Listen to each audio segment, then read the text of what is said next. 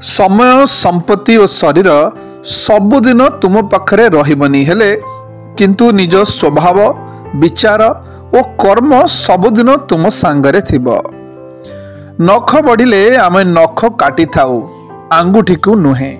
से भली संदेह हेले सत जानिबा को चेष्टा कर, संपर्क भांग नाही।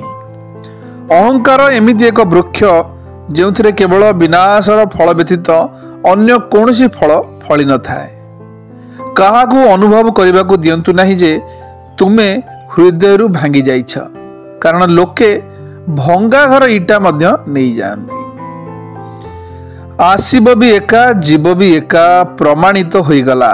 जन्म हो गले निश्चय मरिब बुझिब बुझिबा वाला। निजकु निजे भल रखिबा शिखंतु। मन रखंतु ये दुनिया रे मनीष आउ ऋतु परिवर्तनशील। मन को पत्थर करी कठिन और मजबूत करने को हेब, नहेले जेहि के भी आसी भांगी दे चली जिबे। ट्रस्ट मी, निजर जेते क्षति हेले भी केबे कहार किछि क्षति हेउ ये कथा केबे भी चाहिबो नाही। काहाकू केबे भी अति आपणार भाबिबा भी ठीक नुहे, कारण अति आपणार ही दिने कष्टर कारण होइथांती।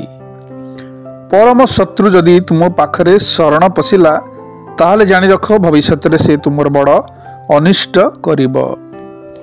परिस्थितिर बाहाना देखई संपर्क भांगुथिबा लोक जीवन रे कदापि संपर्कर मूल्य बुझी पारे ना कि केबे मध्य शांति रे रही पारे ना। मंद एहा एक डंगार छिद्र परी, छोट हेउ बा बड़, दिने यह जीवन डंगा को बुड़े दे थाए।